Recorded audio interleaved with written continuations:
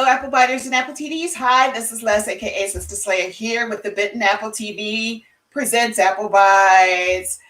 Without further ado, I'm going to bring in my other co-host, the amazing Written Rit Raff. Well, hello there, Apple Bites. This is your Apple Bite Rafael Tavares talking to you straight from Apple Bites, where we take a bite out of the apple so we can tell you what it's about.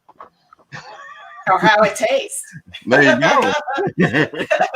How have you been? How's your week been so far? It's been an interesting week. A lot of, I guess, sickness and death. But we've come through it. Yeah. Well, this is a tough time. I have a couple of friends now that are really sick. You know, like Phil's sick and he's in the hospital right now. Yeah. You know, we're sending him love and everything so that he can get better. Yep, we are. It's one thing that I could say about us as a community that we are all very interconnected, and we're wishing Phil and his family the best. We're sending them, healing vibes and to get better. And this pandemic has greatly, affected all of us. Definitely.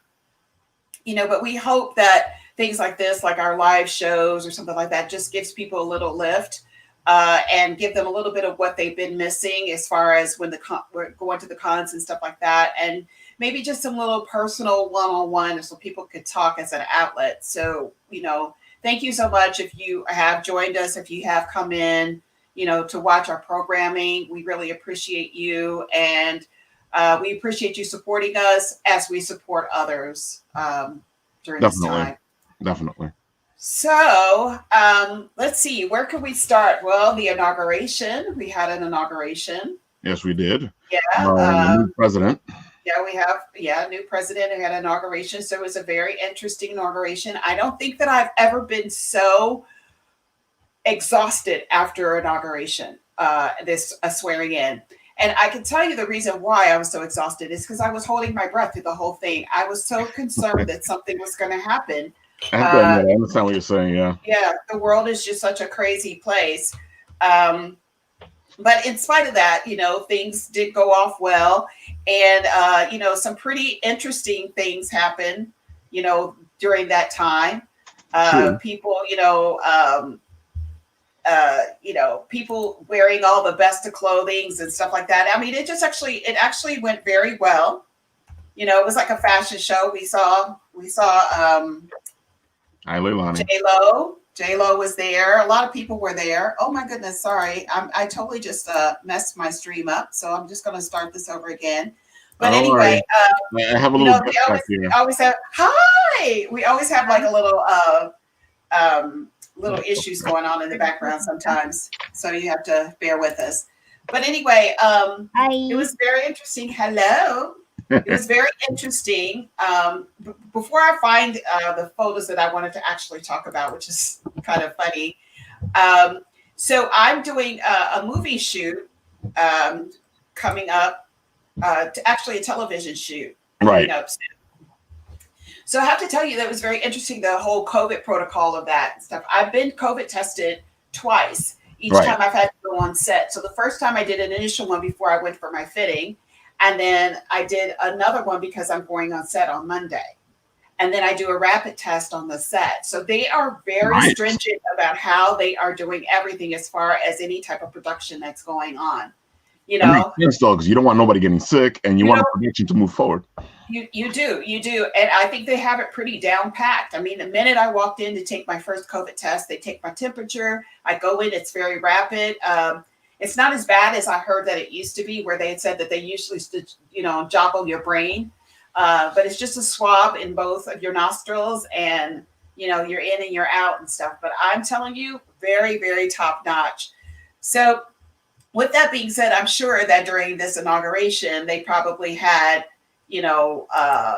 some stuff going on as far as COVID testing everybody, even though everybody was in compliance and they were wearing their mask and stuff like that. Everything went really well. It was a really wonderful, peaceful ceremony, despite the fact that there wasn't that much fanfare that there usually is with people standing on the street and a big parade and everything like that. We did have our military supporting on the sides. And it actually was, I would have to say, a really, it got to your heart to see those men and women who are putting their life on the line for us. They are standing on the side, giving support to our new president. Right. So I just have to tell you that it went off very well.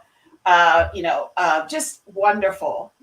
Each one of the family members, their spouses held the Bible while, their spouse, did their oath of office. It was amazing. And I have to tell you, everybody was dressed pretty beautifully. The ladies were all in suit coats.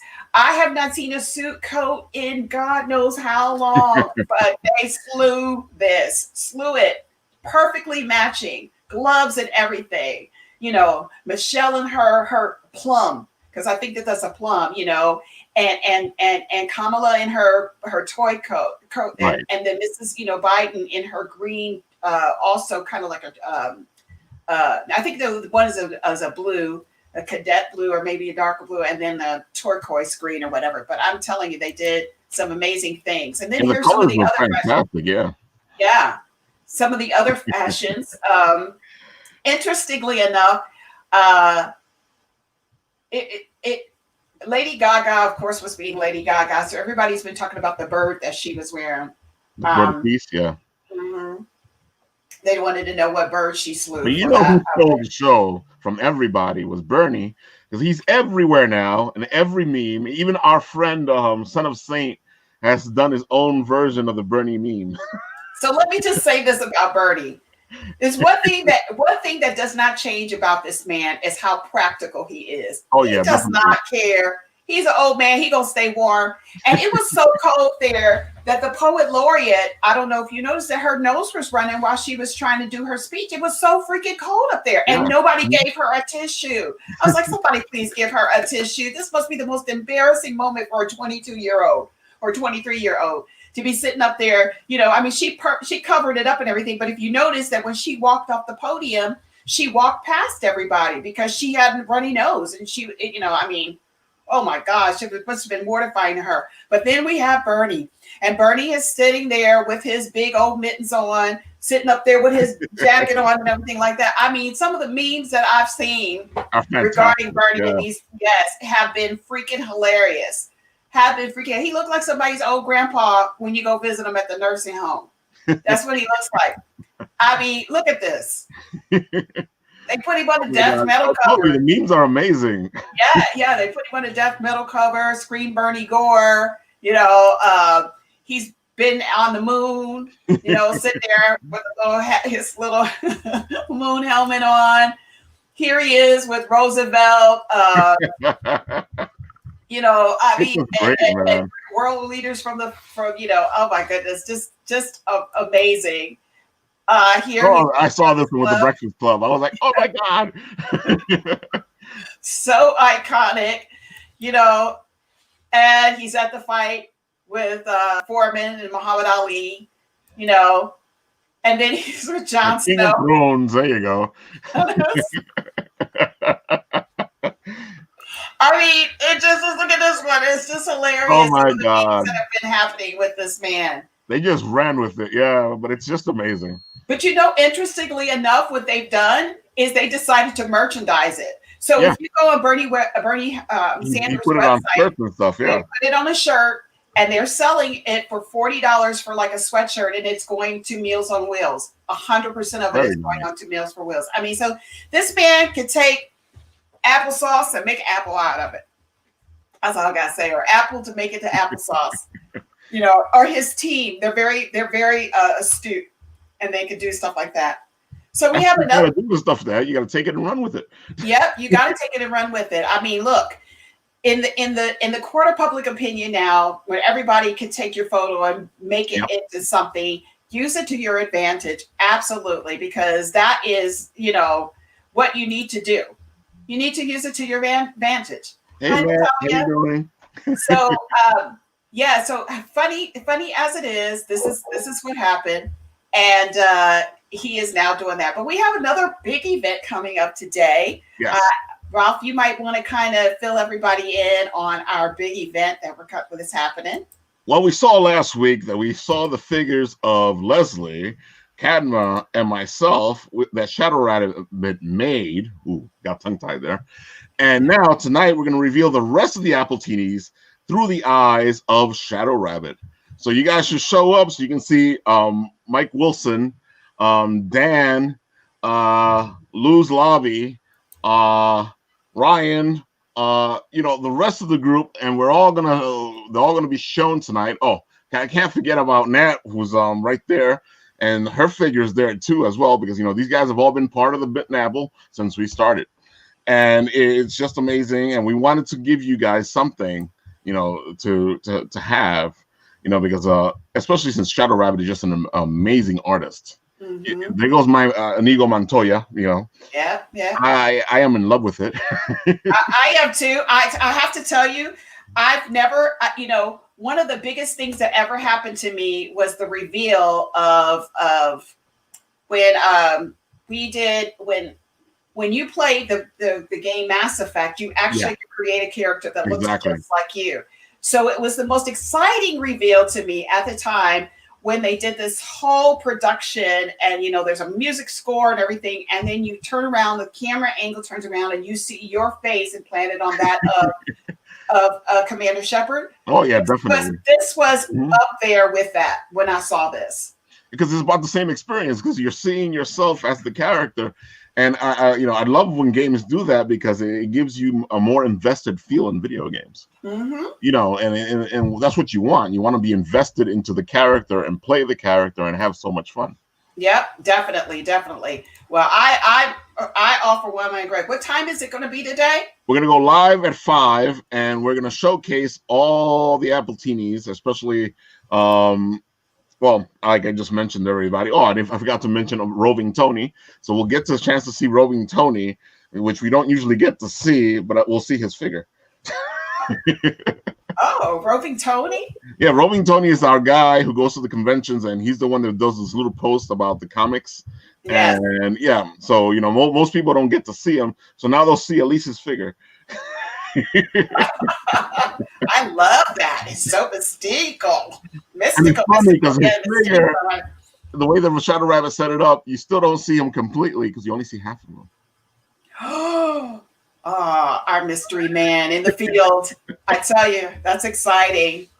Well, we do have some very exciting guests today. Oh, definitely. And I think mostly you can speak to this. Is my first time meeting them. They really have some really interesting art out there, things that they do, and supporting the artist industry.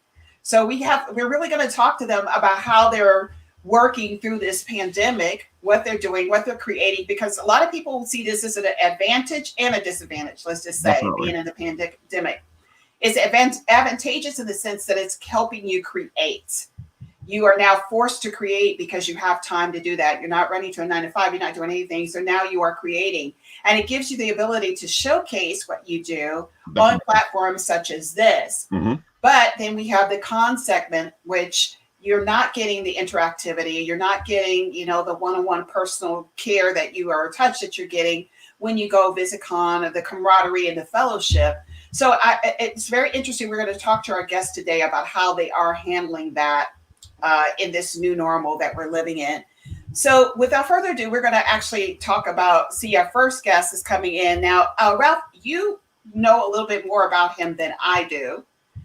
And we're talking about ENRIQUE LOPEZ, and he does art by QUIQUE.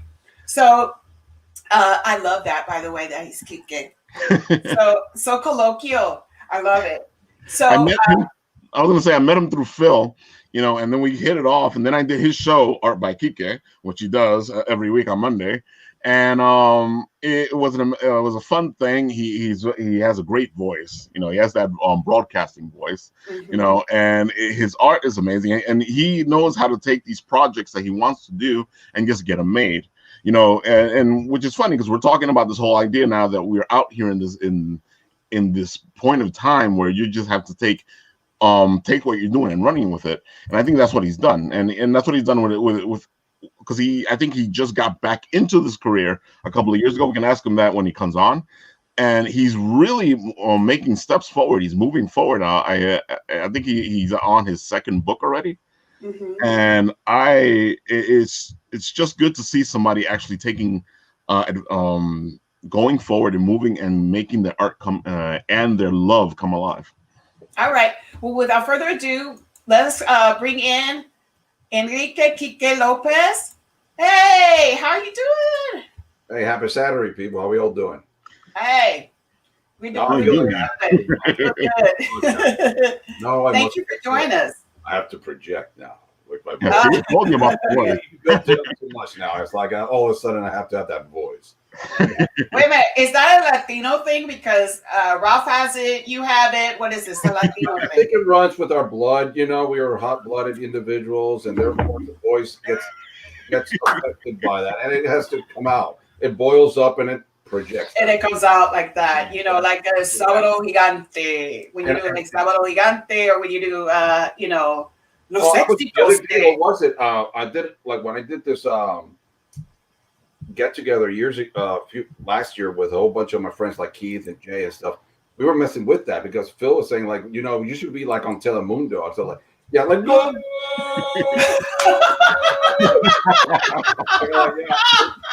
So he's been calling me Telemundo for a long time. Oh my gosh! Thanks a lot, bro. Hey, it's nothing like Telemundo. Yeah. You know, I grew up on that. And everything that I grew up on that. So it's nothing like that. But yes, everybody has a broadcast voice on there. Partial to Iris Chacon, but anyway, that's another Iris Chacon. Oh my gosh. Oh my gosh. You're watching, you didn't hear that. So anyway. So we were talking about how everybody is doing during this time. I mean, you know, before we got on the broadcast, we were all just discussing the fact that it's been a difficult time for everybody. But, you know, tell us what you've been doing. Tell us a little bit about your art and all that other kind of stuff. We're going to give you the platform and we'll interject. But well, basically, it's like a few. I've always been involved in comics from very early age, and I did. In the early 80s and late 80s and 90s, try to get into the regular industry through doing proposals for Marvel, DC, Dark Horse. I actually met with Dark Horse in New York in '94. Nice. And it didn't pan out. So basically, I just kind of left that behind and went back into advertising and worked. But about five years ago, my youngest daughter decided she wanted to get into sewing. So when here in New York, we took her to Mood to learn sewing, and she started creating her own cosplays. Now, to do the cosplays, she would do these sketches to get ready to understand what she was going to do.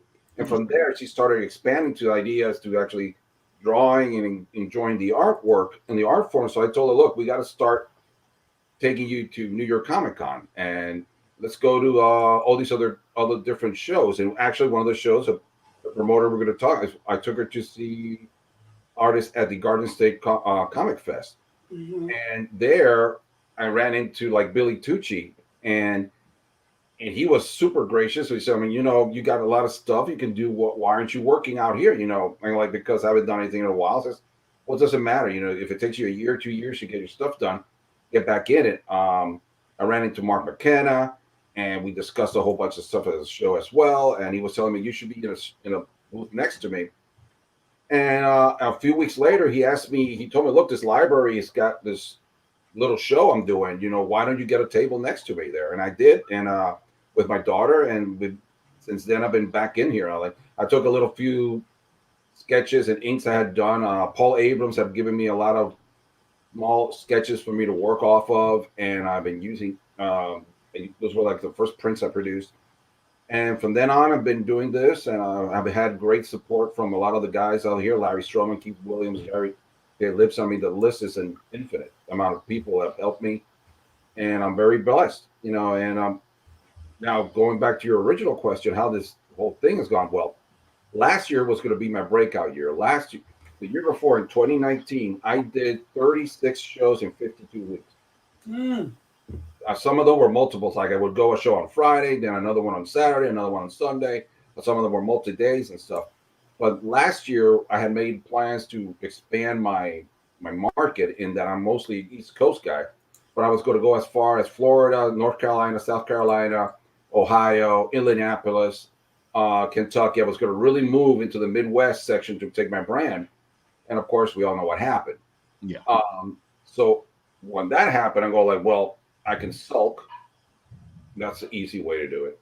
Yeah. But I just decided to keep working, you know, and by working, I mean, it's like sitting down and creating new ideas. And at the time, I had got invited to do the one where you saw here is the Stupendous book.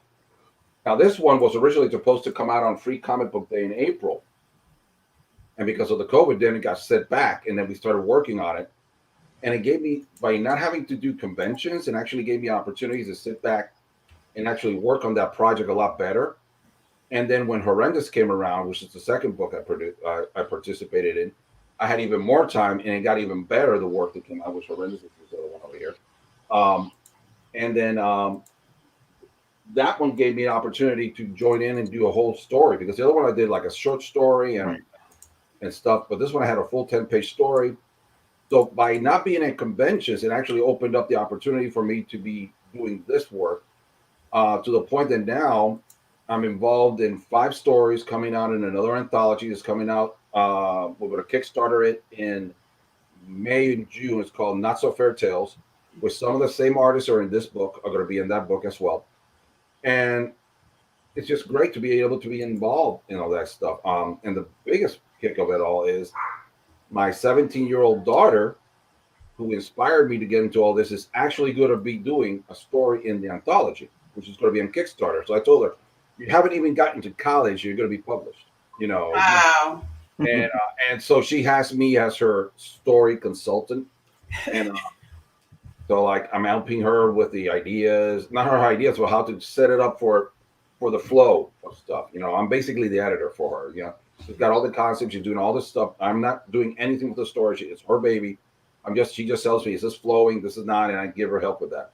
Well, you know, we all need a good editor when it comes to these types of books, because, you know, they're the ones that really help us put the stuff together. Yeah. And there's nothing better than having your family do it, because at least they're being honest with you, and you're getting, not only is she being taught by you, but you're giving her honest opinion, honest feedback, which normally you wouldn't get in a professional setting, because you wouldn't really, you know, unless you have that kind of relationship with your editor. But I mean, wow, that's awesome. It's like, it's so hard. Sometimes I got to pinch myself, because I'm looking at, like, for Stupendous, who would have thought that after all these years, I would finally get published at my 50s. And then not only that, but I would I would have a sketch done. And then this sketch here was actually inked by Keith Williams. I mean, like, for me, it's like, really? That's nice, man. Woo! Yeah, that's amazing. Now that's the cover for the book. It's a wraparound cover. My character are the guy over here, the big massive man, and Kid Massive is over in the corner. He's a little guy with the hood. I inked the cover. I'm the cover inker. Everybody sent me those their individual images, and then we just put them all together later. And I also did the same kind of work for Phil's show, which we didn't get to do in last year in December, but I did the inking of all the characters for that jam piece that's going to be out whenever we finally do the Suffolk County show. Yeah. So, I saw that image. It was really nice. Hey, Johnny. John. He was here last week. I know. And John is so talented. I'm so honored that he's amazing. Yeah. Yes, he is. He's going to be doing my show coming up in March. Yeah, he's in the March show. I saw that it come up on my feed and going, oh, on art by QUIQUE, John. I'm like, oh God, I can't wait to see this. It's one of those. I'm looking forward to drawing those inking over his characters and stuff. Inking with QUIQUE, that's another thing that came out from the COVID, because I was just sitting around and I decided one day to do an artwork, and I was just inking. I put it on Instagram Live. Right. And a buddy of mine, Tom Travers, he asked me, is that working for you? I said, well, I just do it for fun. He goes like, but we can do it together. And I'm like, really? Let's try that. And that's where it was born. I did it with him. And unfortunately, there was a lot of video difficulty, and I lost his video. The video was never saved. It's the only episode that does not exist available to anybody watch. All my other ones are available. But from then on, what I was focused on was to find upcoming artists or artists who've been around a while who just don't have a lot of fan base yet. I said, let's bring us together. We'll help you. You see my fans, you get your fans to see me, and then we build up around there. So I've been getting all these independent guys to come around, and gals, and it's been great. But obviously, to boost it, I always have a few great artists show up. That's my sketchbook, actually. That was supposed to be my convention sketchbook by last year. That is a drawing I did of the Black Panther, which was very appropriate now that and actually that's a print right now, that one there. Nice. I have a version of that I drew, and it's actually inked by Christopher Ivy, inked a version of it too. But that's my version. That's the one I did completely. And the colors are done by heavy metal colorist DC Alonso. Nice. So, wow. He did those colors. He's been the colorist of choice of mine for all this time. And look at that. I think what I love about this the most is the shadow and everything and the detail. Yeah. It's it actually sets the tone for this. I don't even know what the story is about, but I want to know what the story is about it because it has that ominous. That's actually just a sketchbook, and because of all the inking I've done during the year, I've gotten the permission of all the different artists to put them in a compendium. I've done it for 2 years. And so this year, what I'm going to be doing is setting it up like inking with QUIQUE sketchbooks. So all the artworks that have been done, you can see those are from Paul Abrams drawings of his, and hopefully I'll be able to get some of those done sometime. But it's one of those things that just like the inking with QUIQUE, it has exploded, and that I was only doing it on Instagram, but Instagram will cut me after 60 minutes. So sometimes, like when Chris Williams came on, and let me see what came on. I think it was Sean MacArthur. They wanted to keep going, so we'd have to start another feed, so we would lose people and stuff. So this year I decided, let me try to using StreamYard and go through Facebook and see if that helps. And Uko Smith was my first guest of 2021, and we are up to 380 views without YouTube and nothing. Nice. Last week, this Wednesdays was with Rob Feldman. He's the media curator and all that. We're up to 100-something views as well. So I'm like really happy that I think more people will be able to see it now and enjoy it. But I also transmit through Instagram by focusing a camera down to my artwork. Yeah. So inking while I'm talking to the guests. So that's a good idea. That way you're on multiple platforms. So, but the funny thing is, for some reason, Instagram decided that, hey, both transmissions through Instagram lasted an hour and 45 minutes, just like and I don't know how that happened. That's interesting. Wow. I was telling Rob, I think you know what it is. What, since certain individuals have been banned from Twitter and Instagram, maybe there's more bandwidth. You never know. So right now, you never. I mean, coincidence or not? I don't know. But it's just weird that I don't know if because I'm using Facebook Live, which is Instagram's, they're both the same company. Maybe they're saying, he's using our product. Let him keep doing it or whatever. So I have no idea. So, by the way, the show now is on Wednesdays because I moved it to Wednesday because I thought it would be nice to go on the day new comics arrive. Good idea. Mostly. Also, Mondays, my daughter tends to work and I have to go pick her up. And then my wife has to come in. It was getting to be complicated. So I thought, let's do a Wednesday, and it's work. Everybody's been saying yes. Only one of my guests is not going to be able to do a Wednesday. I got to do it on a Tuesday, which is Sammy Castillo, because she has a show that starts at 7. Oh my goodness, she's such a diva now. You know, Sammy. Such a diva. I got to tell you, if you haven't seen my Instagram show of her, you got to watch it. That I have not laughed with a guest as much as I laughed with her. It was so funny because of her way of telling her stories from the conventions. Yes. Out of incredible, because when you see it from the point of view of a female artist, which there shouldn't be any issues, but of course there are. Yeah. And one of the things I tried to do in November, because I had noticed that only Sarah Madura had been the only female artist to have been done on my show for the first 20 or something. And I was like, look, I got to bring in more ladies of this because they are good. And it was just hard to get them to do the show. Some of them just don't want to be on camera and stuff like that. But I found 5 ladies to do it in November. So November was ladies month, and it was great. I had RC, I had only Lula. I had to cut the show for Lula because my wife had a flat tire and I had to go out and help her. But everybody else, see, that's the only thing about doing streaming is that life happens while you're streaming, and you're streaming live. You can't stop it from happening when it does happen. And by the way, shout out to Sammy, because Sammy and I do a show every Sunday night this week in pop culture with Evil Comics. Yeah, and we talk about everything like that. So we're the girl power there.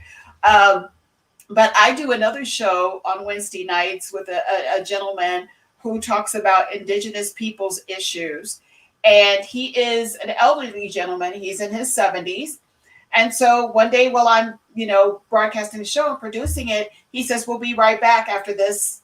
He goes, we'll be right back. And I was like, what do you mean we'll be right back? We don't have a commercial. We don't have anything. He had, duty called. He had to go to the restroom, And what am I going to tell a 70-year-old man that's got to go to the restroom? So I had to figure something out. Yes, exactly. But life happens while you're doing live stream. And I think that's what makes it so personable, because you're actually getting a view of people's life while you're streaming. There's no big production. There's no big, editing and all the bells and whistles. It is just true, authentic you. Well, last Wednesday, I drank a bit of water, and all of a sudden it went the wrong way. Oh no! In Puerto Rico, por el camino viejo. Oh God! And then the thing is, I'm trying not to cough, and I was choking. I was trying, and Rob's going like, COVID. No, I'm like, it was like, and then I tried to talk. I was like, oh God! Take it easy, man. Are you okay? Are you back? And you're like, yeah, I'm back. And that's the funny. And that's not the funny thing. It's just it's like I'm so conscious of that when I'm when you're walking about. Like before, now you cough, people are like, yeah, yes, everybody is so terrified. Everybody's just freaking out. I'm like, no, man, it's just like I got a little stuffy here. I was like, back away. It's I get it. And I get it. I am that. Everybody gets that way, but it's unfortunate. That's how it is for now. It is, yeah. Yeah. At least my parents, thankfully, they got vaccinated this week. Both of them, they're 75 and 80 each. So. Maybe. So thankfully, they got the first shot. Now they're waiting for the second one. So let's see what happens. Oh yeah, my dad. Go ahead. Go ahead. No. I was just gonna say that my dad is also, considered elderly. He's also a pharmacist, so he works as a frontline worker. So he got vaccinated. It was a little, there is this suspicion of people of color taking that vaccination and how we feel about it. But it seems like it's working. It seems like, hopefully the biggest issue that we have to worry about right now is that it doesn't run out, because everybody's running to get it, and it's hard for anybody that wants to be vaccinated to go and get on the list to be vaccinated because it's very limited. Yeah, it's limited, and we'll see what happens. It's like for now, we're lucky that we live in states that have taken the initiative to do well, because my daughter and my parents live in Florida, and that's a disaster down there. And yes, and so over here, a lot of people complain about certain things that have happened. And I get it. I've been very lucky. My wife has a great job, and that for the first 2 months she was working mobile at home, but then they got back into it.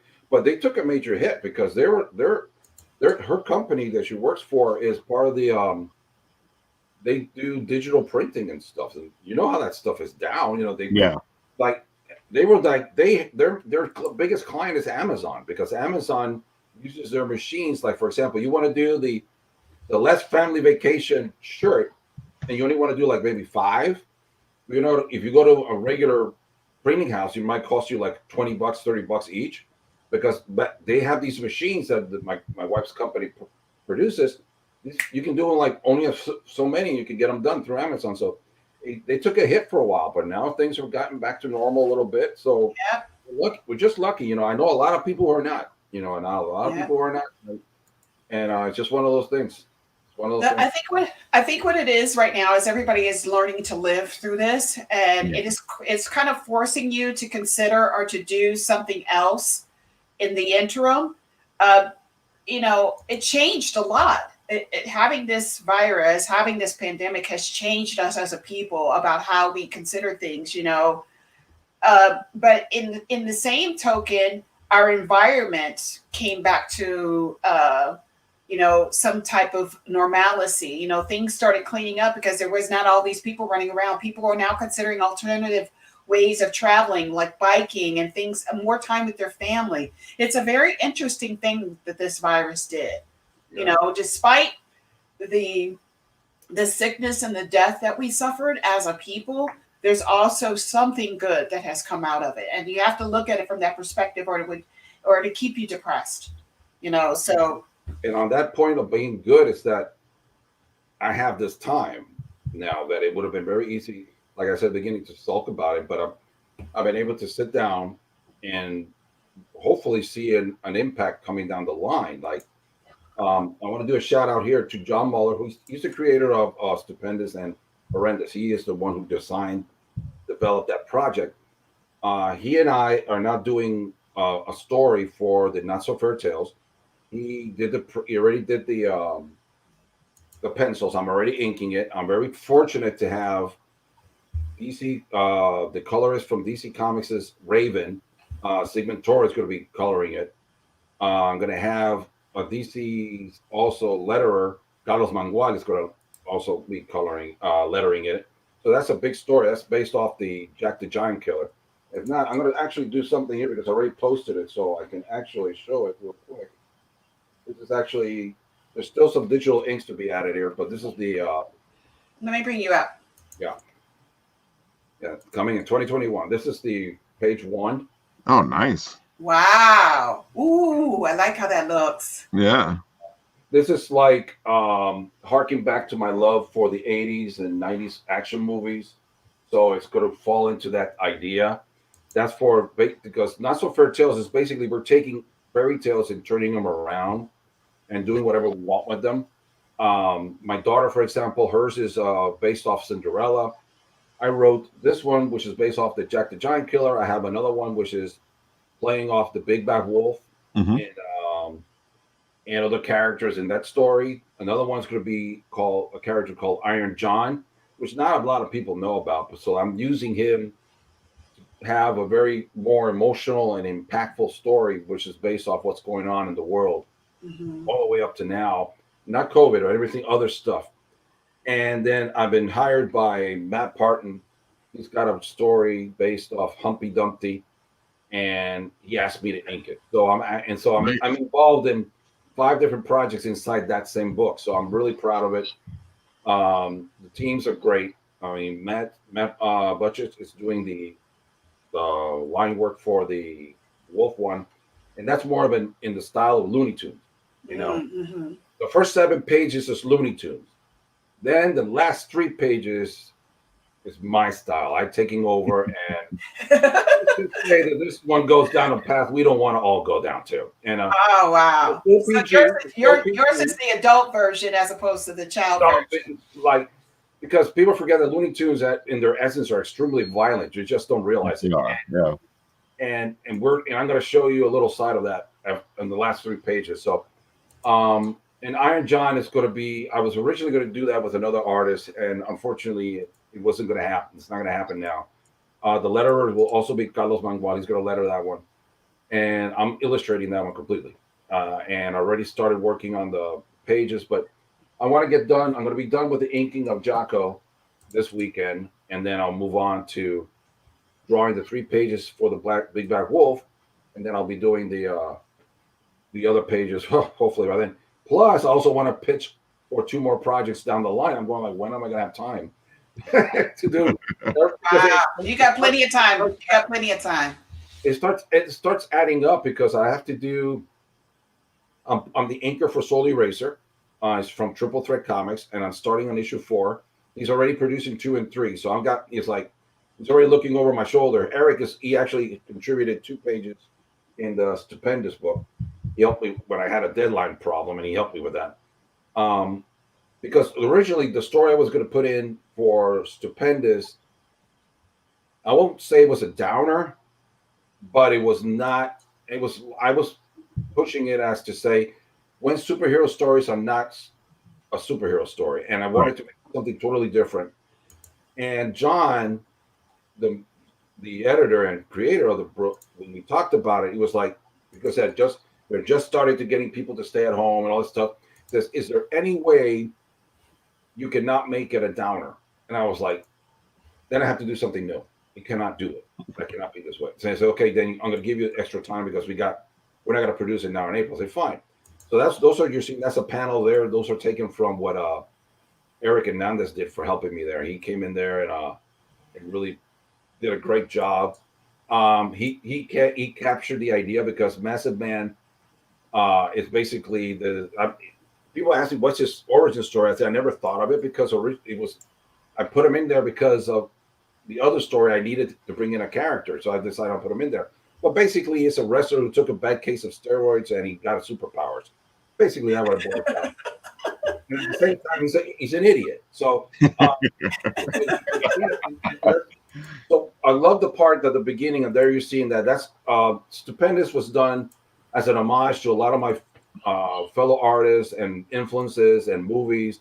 That panel you're seeing there, which took me a week to do. Basically, it took me a week because I couldn't get it the way I wanted. It's my homage to the Batman movie of 1989. The big opening scene where you see him in the city. Right. That kind of look, and then and it's like the story. I try to keep it tongue in cheek. Like for example, there's that part right then after that he comes in, and you never see Kid Massive, but Kid Massive is in there and say, it says, I'm going to check it out. I'm looking through the skylight here. And the kid goes like, wait, how do you even get up? How do you even get up there, boss? Single bound, making like single bound. Like, yeah, the superhero. He goes like, don't be silly. There was a fire escape. So, so it's that whole tongue-in-cheek part of the old comics that we had when I was growing up that was in there. And the page number 3 is my favorite page because that is one of those happy accidents, which is this. Hold on, let me pull you up. Let me pull it out here so people can see a little bit. There it is. Yeah, this one. Remove it. There we go. Yeah, this is a full page. Nice. That was one of the things that I knew. I had the beginning part and the last part, but I couldn't figure out how to get the action to move. So I decided to pull it. I did this is like my Will Eisner page. And I used to do these Sunday comics, which are all one story and one page. So I did that there. And the first move, the character on top is inspired from an Art Adams look. And then the bottom, when he's on the ground, this is right here is my my nod to Charles Schultz and the Lucy and Charles when he misses the football, he's on the ground.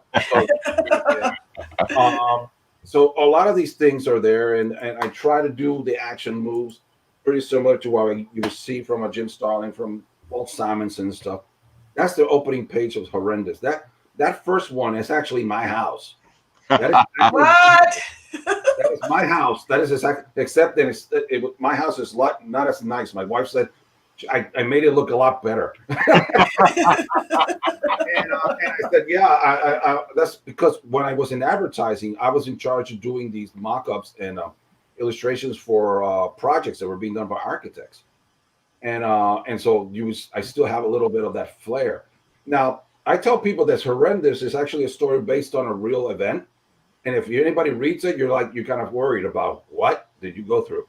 But it is true because this was inspired that in the summer, I would walk out of the house. There'd be a damn spider right there on the door. And then I would always be there. And either that or when I walk to the car, I would have to walk through webs. So no. From the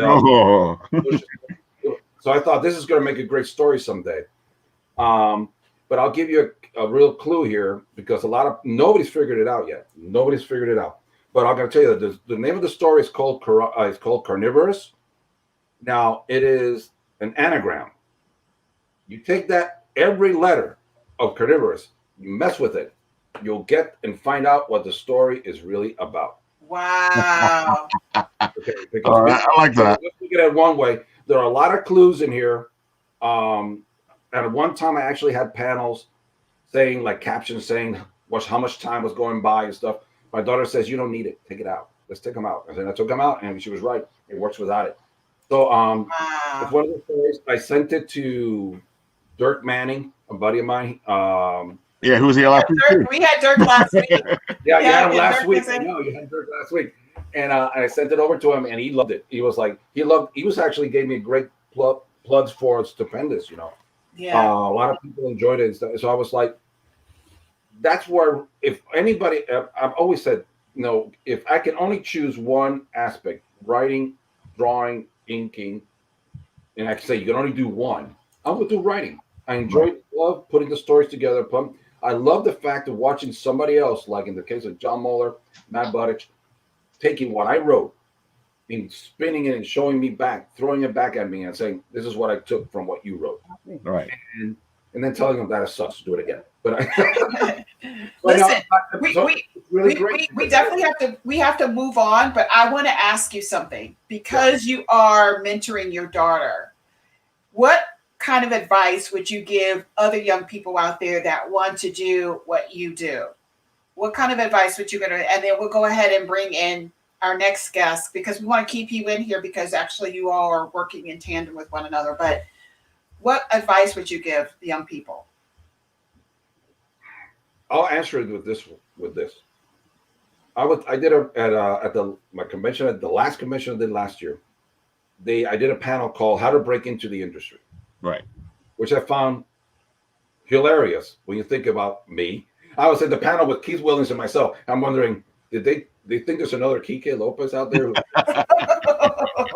But actually, it worked out because those young people were there, and I gave them this one thing, and I'm saying it right now to anybody out there. It doesn't have to be young; you be old like me, or older like Keith. So I'm gonna kill me now. But all you need to do to break in, get a table. That's it.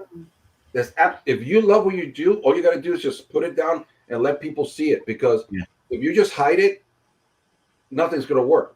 If you really want to get involved and you enjoy it, there's so many great artists that they're not working for Marvel, they're not working for DC, they're not working for Boom, they're working for themselves. They're just doing other stuff. As long as you practice every day and you work on it and you enjoy it, which is the number one thing. Don't do it because you think you're getting rich, because guaranteed you're not going to. Yeah. You don't do it for the money. If you're doing it for the love of it, look, keep looking at John here. Like John Oettinger, he's like super great artist, man. And he hasn't broken as far as he could, but he loves what he's doing. That's all you got to do. You got to love what you're doing and do it and have a table. And speaking of tables, a good place to do it at times. So it's the Garden State Comic Fest. I've done it a few times. So those guys treat you well over there. So that's a good one to do. So. That's a great place to start, Garden State Comic Fest. Definitely is. Definitely is a great place to start. Well, so we're that's gonna segue into our next guest, of course. So before I introduce him, I actually found some footage of one of I think the Winter Garden State Comic Fest, and I kind of want, I kind of want to show that before we introduce our next guest. So give me a moment and let's put this in here.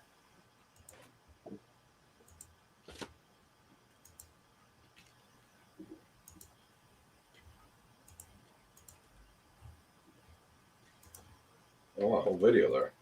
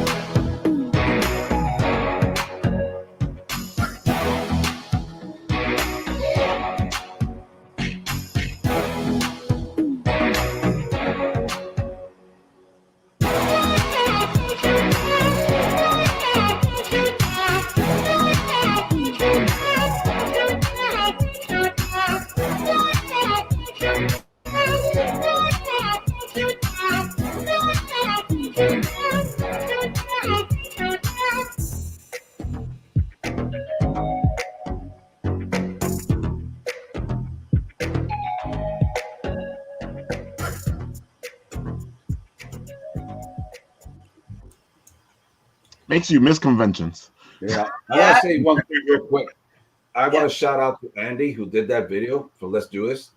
He was the first person to buy my convention book. He was like, wow. And since then he's been really cool. He's given me some ideas and stuff, and I've used them. And he always films me at these things, so I'm always show up in them. So that was a great video. By the way, Andy, thank you so much for letting us use that video. And if you are following us right now, please go and like and subscribe in his videos on YouTube. He does some great convention videos. So without further ado, let's bring him in. Mr. Dave O'Hara of the Garden State Comic Fest. How are you? Hey, how are you guys? Good, good. How are you? Good, good. You know, busy getting ready for next week. Yep. So next week there is a show, everybody. Tell us a little bit about what you have planned in this time, you know, for people to come out and enjoy a Comic-Con, a Comic Fest.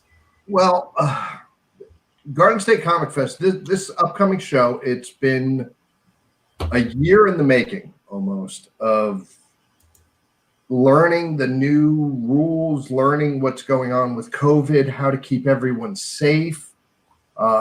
It's been a long process. It's actually been a very hard show to put together, but we are excited. We're looking forward to it.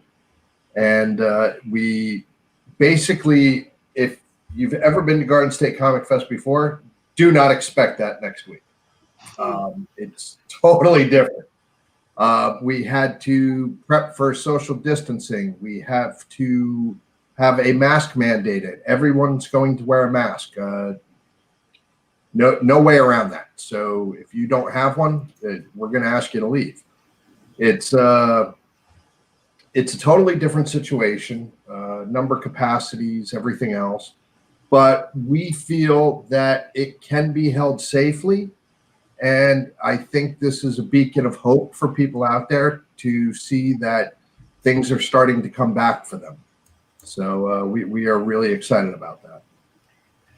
Yeah, we were just talking about the need of people just having that type of camaraderie and everything like that. And things can be done. Stuff is, you know, people are doing, life is progressing as long as people are observing protocols. And so, and making it a safe environment for everybody. And we appreciate every effort that you've made to put this together because people need this. Yeah. We need to go back to some kind of normalcy. And one of the biggest joys that we have as people who follow and cover conventions is just that interconnectivity that we all share with one another. Going there and just getting some art to come home and enjoy, you know, reading books, buying and supporting, you know, people like QUIQUE and everybody like that. So thank you so much for all of your efforts. I know it probably cost you a lot more money than it normally does for you to pay for all these protocols, and just the extra added care that you had to do and the consideration of the thought process in order to make it a safe place. You know, thank you so much for doing that. Oh, well, I have to thank all the fans and everybody and the artists like ENRIQUE that are supporting us through this as well. It is a big. Somebody had to do it. Somebody had to come back. And I'm always one of those people that likes to be first through the door and, you know, see where it goes. This one is different. Like I said, there are party cons and then there are the vendor cons, the art cons. We've always been more towards the vendor artist type convention. We never bring in many celebrities. Our celebrities are our guests. The artists, we like to put them up on a pedestal more so than anyone else. And you know, we've seen a little backlash, but mostly from people that enjoy the party side of conventions. They may not realize what this is going to be. The most important thing to a convention, in all honesty, in my eyes, are the vendors and the independent artists like ENRIQUE, because these are the guys that make the show happen. Right. Celebrities are great. Celebrities are great to have, but that's that sells some extra tickets and sometimes actually puts you in a giant negative hole on the other side of it, where you see other shows like Walker Stalker, and they were going out of business before COVID even started. So we're going to see, we're going to stick with our game plan. We've always, done vendors and artists, and we're going to see where this goes. That's one of the things I like about your show, is the fact that I can go and I can see people who are creating books, artists that I know, writers that I know. It's great to be in the comic community and see all these people there and actually be able to talk to them, buy their stuff. I know there's been a couple of times where we've actually met people at your convention and created good relationships with them, like the guys from Source Point Press. First time we met them was at your convention, and we've gotten a great friendship with them, and it's been great to help support their amazing books that they're putting out there.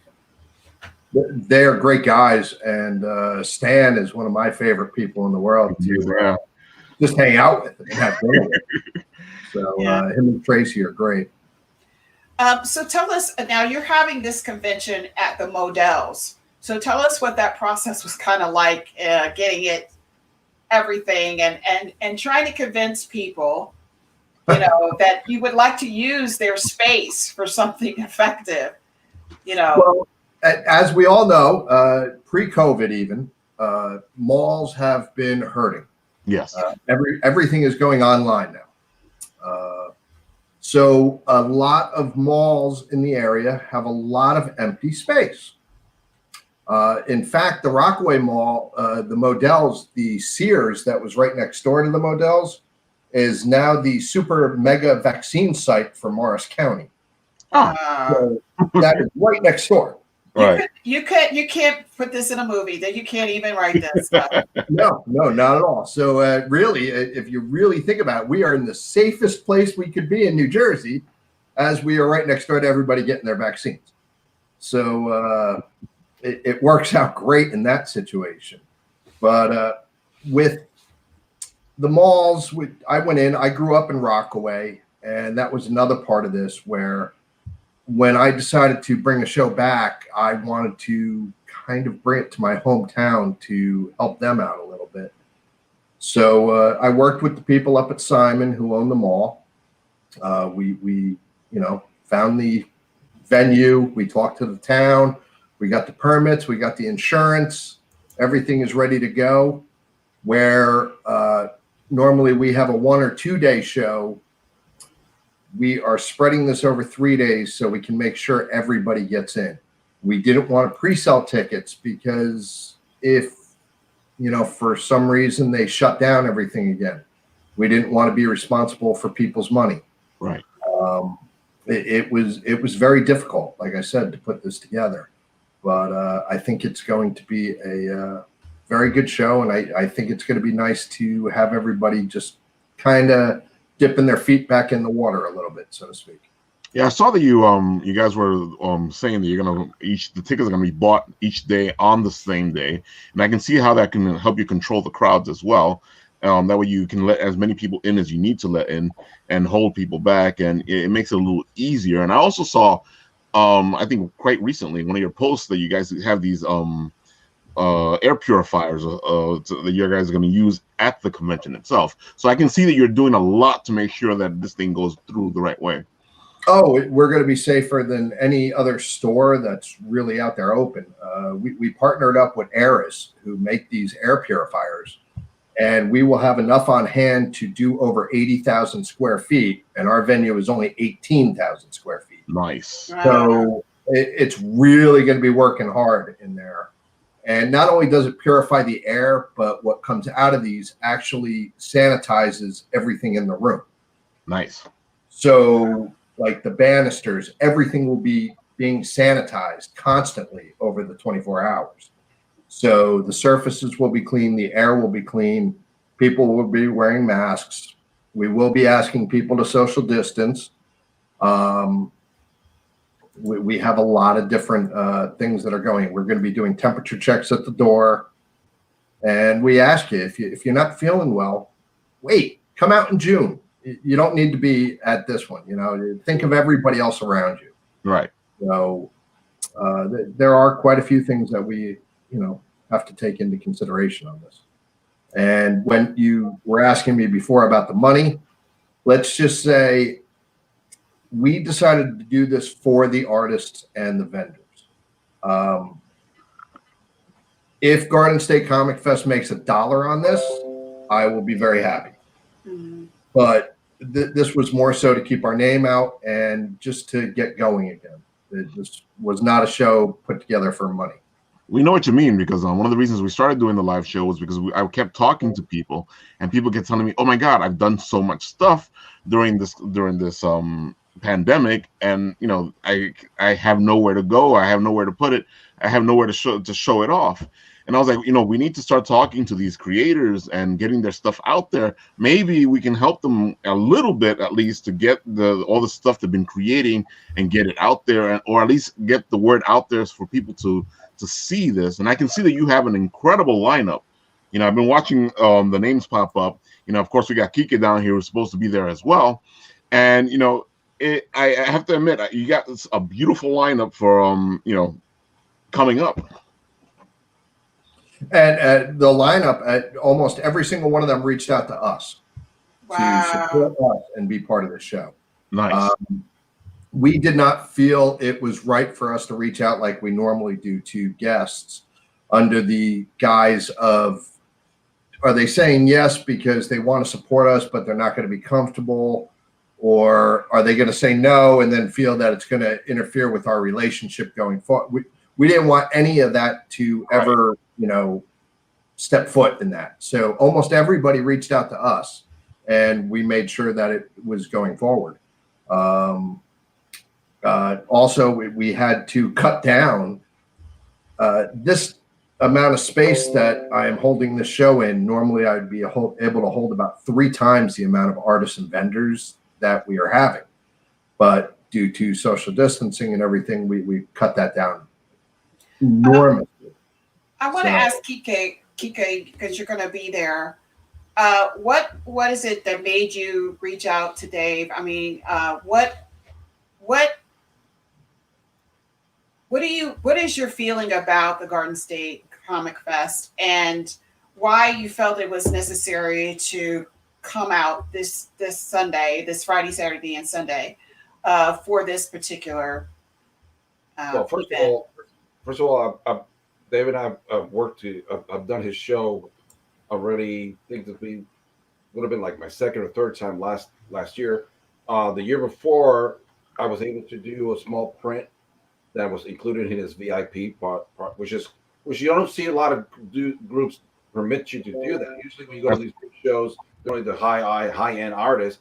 His show permitted me to put that VIP in there, and that was for him was a bonus that he had a good print for his VIPs, but it also permitted me to promote it as to, once you get in, come to my table, I'll number them for you and sign them. So I was able to create traffic for him and for us. Mm-hmm. That's what I think is important about these shows, that when you have a good communications with the promoter and you both can work, and it actually helps. In this case, I got to be honest, I'm kind of worried, ambivalent about it, but when I spoke to him, he told me this is what we're doing. These are the spaces we're going to be having, and this is how it's going to work.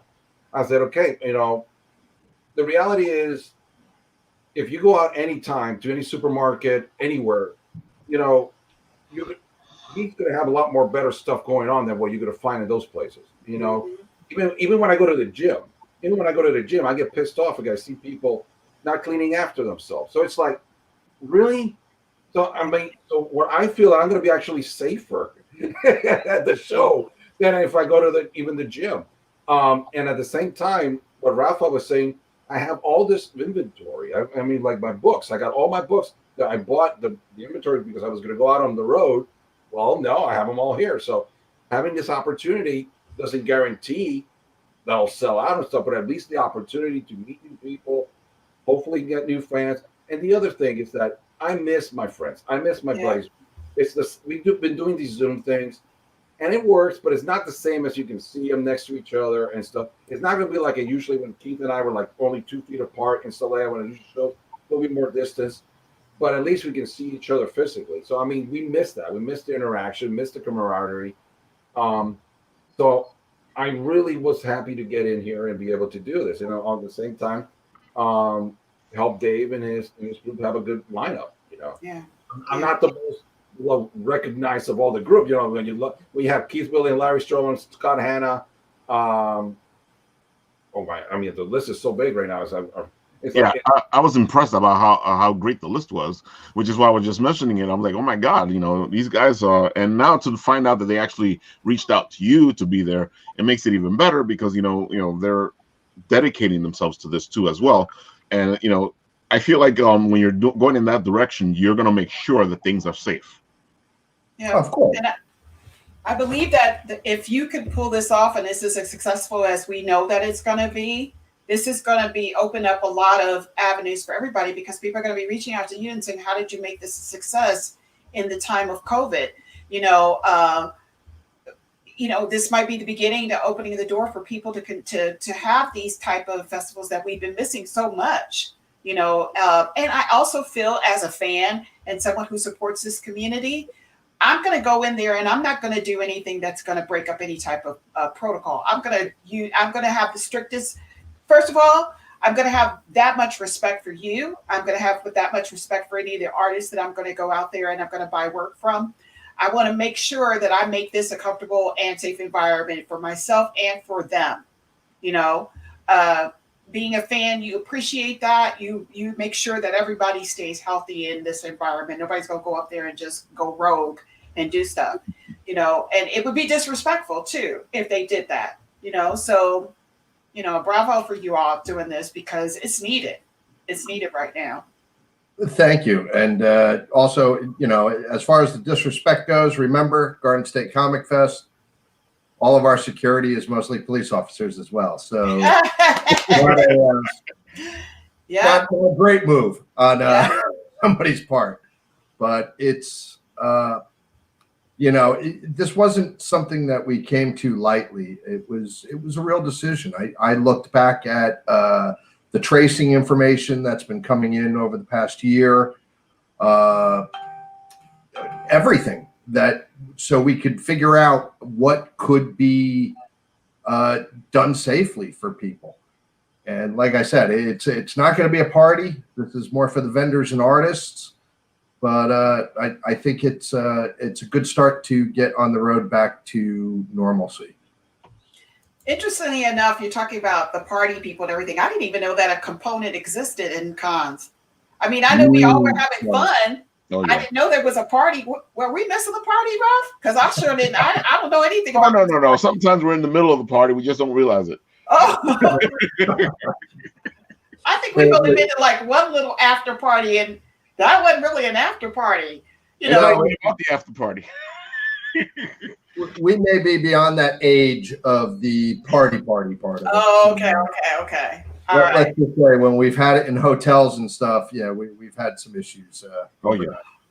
Ooh, maybe we have you come back and talk about that segment because that's very interesting. I don't know anything about that. I mean, I've heard some stories. Yeah, here's one right here. I knew he was going to show up. Yeah, the minute we said party, we knew he was going to show up. Yes. That's a rush. Oh. Yes. Of course she would ask that. He is the party. He's a one-man party machine. Oh, yeah. And I'm sure he knows quite a bit about what I'm talking about. Yeah, I know. Party's bet by 9 p.m.? Yeah, I don't really, think so, exactly. Man. Yeah. Maybe for Hash it is. I know he's not. No, he does not go to sleep at 9 p.m. Trust I didn't say he was going to sleep. That's all for show. I didn't say he was going to sleep. About the Garden State show, and one of the things I like about the show, and it is one of the few that I've gone to that really concentrate on. There are a few out there that concentrate on showcasing us, the artists, and the vendors as well. Because other shows are much bigger and stuff, but then they dilute the message, and they all of a sudden the artists become the afterthought. They're like, oh, you're just a window dressing. And I've gone to shows that have been like, why was it even here? It's like, But the Garden Fest has always been one that I felt really that is in tune to help me be successful. And it's hard for that to find out there. So it takes dedication, so I'm really hoping that a lot of people show up. If not to buy from me, hopefully you will, but enjoy my company, learn a bit from me, and then go over to my other friends and everybody else, because we're all in the same boat. We're all in the same boat. We are all just trying to scrape by. But I'll tell you, if you come by, you'll get a good deals on my books. But you know what? Good mega bundles. Yeah. I'm sure everybody's going to be good. The true fan comes there to enjoy you all and to have conversations with you and to actually have access to you that they normally wouldn't have. I've got plenty of books up here, but for me to actually have a conversation with the artist would be just life-changing. To ask questions. What were you thinking when you created this? That's the wonderful thing about the Garden State Comic Fest, is the access that you get from the artist, because that, not to take away from celebrities, not to take away from them, but that's momentary. And sometimes you got to pay for that exchange. Here, I'm getting a product, I'm meeting you, and I'm actually having a conversation with you about what you created. That's priceless to me. Even if I'm supporting you by paying for, buying your work, I'm having a conversation with you. Right. And as a book that I could put here that I will have forever. It's not the same as a picture on an iPhone with a celebrity that'll get its use on Facebook, Instagram, and all that for a brief moment, and then it's gone. Right. I'm just saying. I agree with you 100%. I mean, they have their place at these conventions. No, they do. And but you know what they say? Sometimes you shouldn't meet the people that are your celebrity fans, because you might be disappointed when you meet them. I've had a couple of those. So I've never been disappointed when I've spoken to artists that I have gone and actually met and had a conversation with them. So I'm just saying, this is what that's for. This is what this convention is for. It really is. And as far as celebrities, even there, when we bring in celebrities, voice actors, we really pick and choose. Last year, the last time we had a show in 2019, Keone Young was one of our guests. He was amazing. He was just amazing. He was the voice of Storm Shadow. We've had the voice of Skeletor. We've had Michael Bell, who has done numerous things. John Wesley Shipp, Daddy Flash. He's probably been our guest more than anybody. He's been to our show 3-4 times now, and we absolutely love him. He's been, and these guys are great. They're great with their fans. They're great with us. We love working with them. There are certain people out there that we probably wouldn't enjoy working with as much. So we actually try not to bring those people in. Yeah. Let me just clarify that there is a level of celebrityism that I am talking about. However, when it comes to this industry, when it comes to voiceover actors and stuff like that, that is a whole different realm of celebrityism. And even in that aspect, it's still you're talking to the voice behind art, and that's a whole different demographic when it comes to celebrityism, because you do still. It's why we really love them. Yeah. Especially the voice actors. Yeah. You still get a personable aspect from any type of interview or whatever you're doing with them. So it's definitely different. So when this happens, we want to have you all come back, definitely, because we want to know how everything went. Unfortunately, we're not going to be able to go. I don't know if Ralph is going to be going. I'm actually not going to be able to go this weekend. I wish I could, but I want to have you all come back, because I want to talk to you all about how it went. We want to get all the reviews. We want to hear about how much merch QUIQUE sold. We want to hear all of that. We want to hear all about that. What do you want to tell people who are coming to this con? What do you want to tell them about this weekend? And I'm going to pull you up for this. Well, if I could say anything to the people out there right now, I would say this weekend, this show, it's going to be the first one back. This is for the vendors and artists more than anything. So, I mean, if you come in, even if you only spend 10, 20 bucks, try to support your local vendors and artists. These guys have been for a year now without work, some of them, and their inventory has been piling up and their bills have been piling up. And we'd like to see what can be done, to help them out a little bit. We are taking as strict of protocols as we can for your safety. Obviously, nothing is ever 100%, but we are doing the best we can to make sure everybody is safe. And we will be limiting the show floor to 150 people.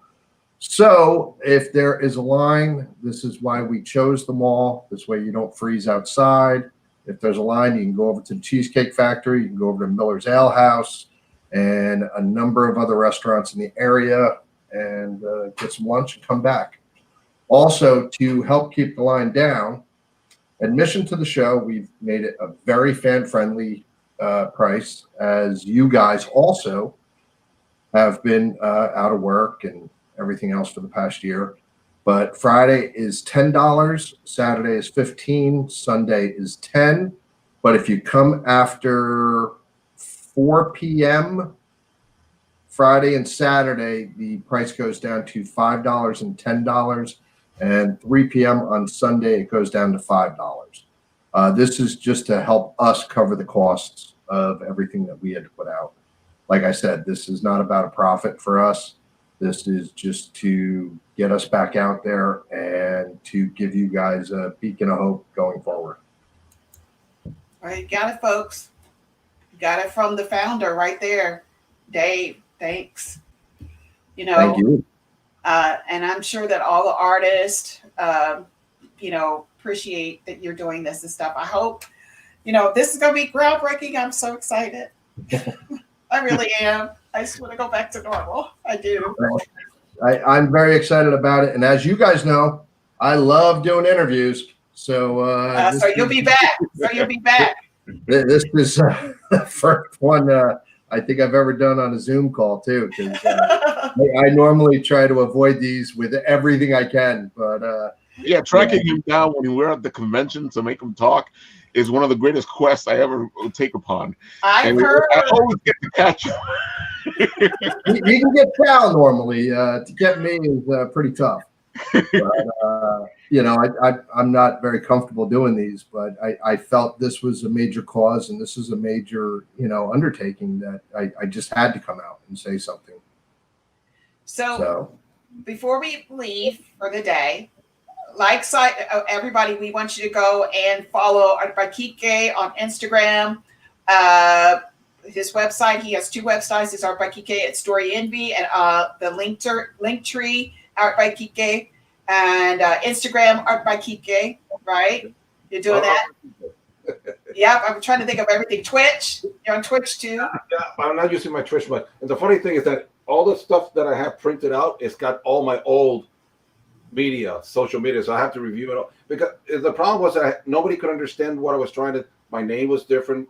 So Art by QUIQUE has become such an easy thing that everybody knows it. It's real simple now. It's inking with QUIQUE. It's real simple. Everything else was like one thing for this one for Facebook. So now it's all united. Now I have to do like an insert for the book. All right. So Art by QUIQUE. Okay, but we know that we can follow you on those. Oh yeah, social media. And I posted on the comments the link tree. So great. And you put it right into the comments. If you're looking right in the comments. What better way to find me? Go to the show. Go to the shows. Go to the shows and find out where he's going to be. And so then also follow the Garden State Comic Fest. They're on Instagram. They're on Facebook.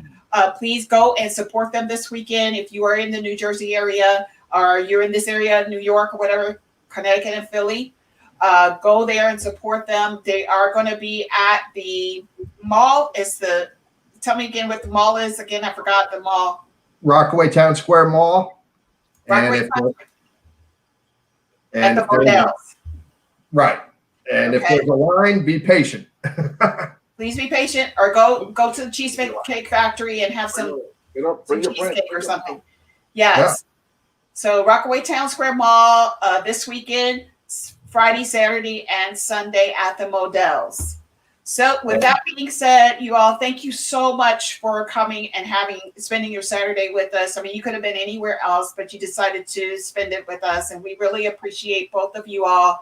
We look forward to seeing you face to face in person at some time. I know it's harder for you, Dave, because we never can find you. But even when we're in your presence, you're always so busy. But we want to have you come back. We want to, get a follow up on everything, how it went, and just, maybe do something where we're showcasing you individually, your art or something like that. It's something we have coming in later down the line. So we definitely will see you back. But thank you so much for all you're doing for the community. Bye, John. Thank you. Big fan. John. Yeah, thank you. And remember, everybody, check out Enrique's work next week. He is amazing. Get a commission. He is one of our best guests. We love having him at our shows. So I want to thank him, profoundly for being on here with us, and everything. Yeah. And I look forward to seeing you guys next week. Okay. All right. We will. Bye-bye, you all. Take care. All right. Thank you. Thank you. If you want to stay in the broadcast room, you can. Hold on 1 second. All right, Ruff. See you next week. Ladies and gentlemen, if you've been following us today, please go and like and subscribe to Bitten Apple TV. We are on Facebook, YouTube, Instagram, at the Bitten Apple TV or Bitten Apple TV. Thank you so much. We'll be here next week again at 1 o'clock Eastern Standard Time, 12 o'clock Central Standard Time. With that, have a good weekend and take care. Say bye-bye. Bye. Bye.